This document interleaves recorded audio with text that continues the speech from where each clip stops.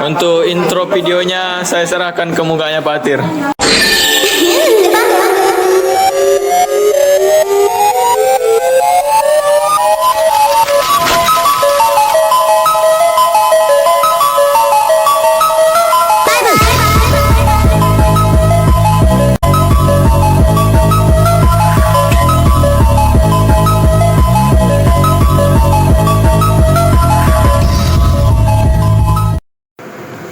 Baik, Assalamualaikum warahmatullahi wabarakatuh.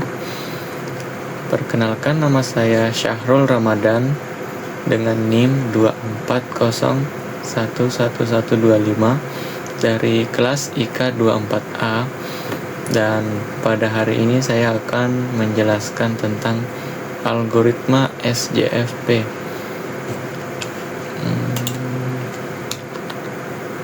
Baik, apa itu algoritma SJFP? Algoritma Shortest Job First Preemptive atau disingkat SJFP, atau sering juga disebut Shortest Remaining Time First atau singkatnya SRTF, adalah sebuah algoritma penjadwalan proses di mana proses yang memiliki sisa waktu eksekusi burst time paling singkat akan dieksekusi terlebih dahulu. Sifat utamanya adalah preemptive, artinya jika ada proses yang baru yang datang dan memiliki sisa waktu eksekusi yang lebih pendek daripada sisa waktu proses yang sedang berjalan, maka proses yang sedang berjalan akan dihentikan sementara atau preemptive, dan CPU akan dialihkan untuk mengerjakan proses baru yang lebih singkat tersebut. Baik, untuk cara kerja algoritma SJFP, yaitu pertama, antrian proses. Semua proses yang siap dieksekusi akan dimasukkan ke dalam sebuah antrian. Terus yang kedua yaitu pemilihan proses. Algoritma akan memilih proses dari antrian yang memiliki burst time atau waktu eksekusi terkecil. Berikutnya eksekusi. Proses yang terpilih akan dieksekusi oleh CPU. Lalu kedatangan proses baru. Nah, disinilah sifat preemptifnya berperan. Saat sebuah proses sedang dieksekusi, algoritma akan terus memantau apakah ada proses baru yang masuk ke dalam antrian. Jika ada proses baru yang datang, sisa waktu eksekusi dari proses yang sedang berjalan akan dibandingkan dengan waktu eksekusi proses yang baru datang. Jika proses baru ternyata membutuhkan waktu yang lebih singkat untuk selesai, maka CPU akan langsung menghentikan proses yang lama dan beralih mengerjakan proses baru tersebut. Penggantian konteks atau konteks switching. Proses yang dihentikan tadi akan dikembalikan ke antrian dan akan menunggu gilirannya lagi nanti melanjutkan sisa eksekusinya. Lalu kelebihannya yaitu waktu tunggu rata-rata minimal SJFP dianggap sebagai algoritma yang optimal karena menghasilkan waktu tunggu rata-rata atau average waiting time yang paling minimal di antara semua algoritma penjadwalan. Responsif. Lalu keunggulan selanjutnya yaitu responsif. Proses pendek yang dapat segera diselesaikan tanpa harus menunggu proses yang panjang selesai, sehingga sistem terasa lebih responsif.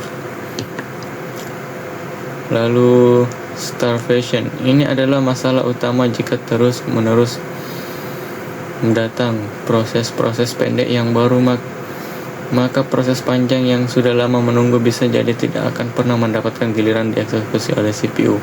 Mereka kelaparan karena selalu kalah prioritas. Sulit diprediksi. Dalam praktiknya sangat sulit untuk mengetahui secara pasti berapa lama waktu eksekusi burst time sebuah proses sebelum proses itu benar-benar dijalankan. Hal ini membuat implementasi SJFP di dunia nyata menjadi tidak praktis. Lalu berikut adalah contoh soalnya. Untuk soalnya yaitu prosesnya ada 4, terus burst time-nya ada 8, 4, 9, dan 5. Lalu rumus yang kita gunakan, rumus algoritma SJFP yaitu waiting time sama dengan turnaround time dikurang burst time, terus turnaround time itu diperoleh dari finish time dan finish time dikurang arrival time. Baik, untuk langkah-langkah eksekusinya, pertama kita memulai dari P1 yang datang, lalu dijalankanlah P1 itu sampai datanglah proses kedua. Nah, saat proses kedua datang, burst time-nya proses kedua itu adalah 4. Jika dibandingkan dengan sisa burst time pada proses pertama cenderung lebih besar dibanding burst time proses kedua yang datang. Jadi karena proses kedua lebih pendek daripada proses pertama, maka proses kedua lebih diprioritaskan menyelesaikan tahap eksekusi lebih diprioritaskan menyelesaikan prosesnya dahulu. Lanjut ke proses ketiga. Saat proses kedua masih berjalan, proses ketiga datang pada tahap kedua dengan nilai burst time 9, tapi lebih panjang karena lebih besar daripada proses yang kedua, maka proses kedua lebih diprioritaskan lagi terlebih dahulu. Lalu datanglah proses keempat di tahap ketiga dengan burst time 5. Dan itu masih lebih panjang jika dibandingkan dengan proses kedua yang lebih kecil daripada burst time proses keempat yang baru saja datang. Jadi proses kedua tetap mendapatkan prioritasnya terlebih dahulu sampai proses kedua terus berjalan sampai selesai di tahap kelima. Baik, pada proses selanjutnya yaitu pada tahap kelima. Nah, di tahap kelima ini proses yang siap itu ada P1 dengan tersisa 7 dan proses 3 yang belum dieksekusi dengan nilai 9 dan proses keempat yang belum juga selesai tereksekusi dengan nilai 5. Terus burst tersingkatnya itu P5. Proses kelima ini terus berjalan sampai ke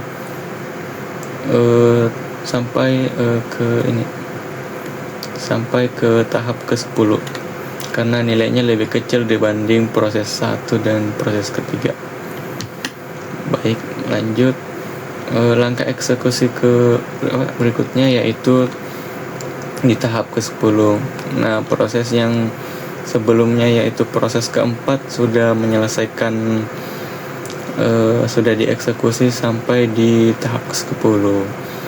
Nah, jadi kita melihat lagi nih proses yang belum selesai dieksekusi, yaitu proses pertama dengan nilai 7 dan proses ketiga dengan nilai 9.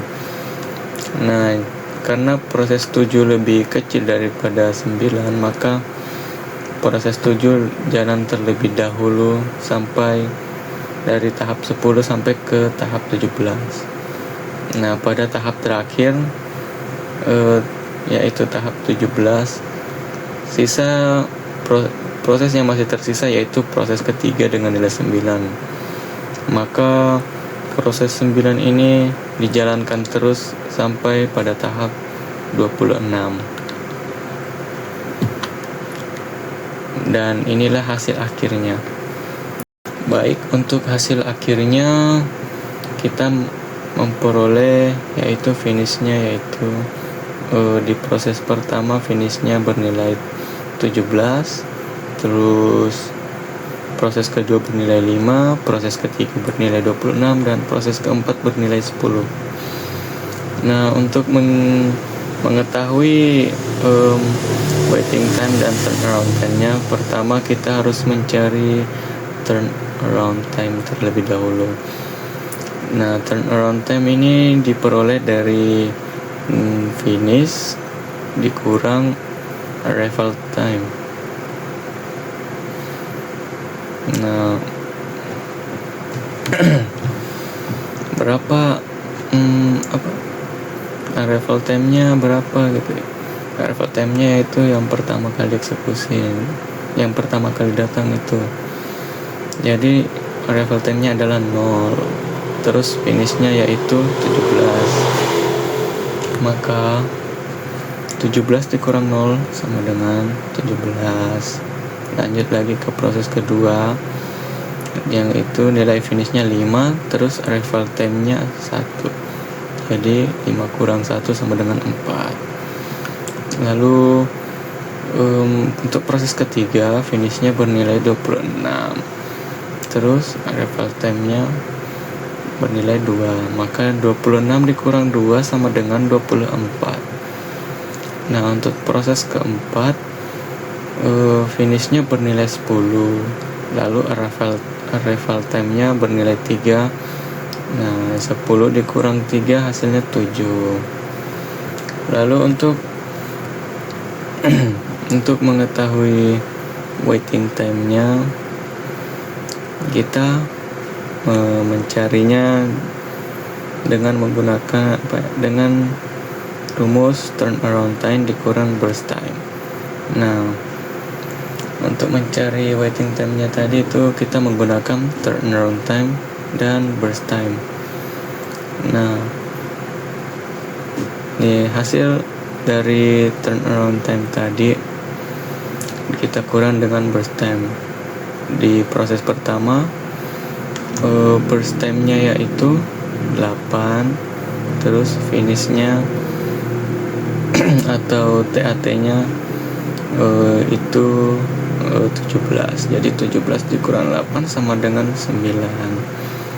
Lalu di proses kedua turnaround time-nya bernilai 4 dikurang burst time-nya bernilai 4, maka hasilnya adalah 0. Lalu proses yang ketiga yaitu turnaround time-nya bernilai 24, lalu dikurang dengan burst time-nya bernilai 9, dan 24 dikurang 9 sama dengan 15. Lalu proses keempat, nah di proses keempat ini turnaround time-nya bernilai 7 dikurang burst time-nya bernilai 5, jadi 7 kurang 5 sama dengan 2. Baik, sekian dan terima kasih. Semoga bermanfaat. Wabillahi taufiq wal hidayah. Wassalamualaikum warahmatullahi wabarakatuh.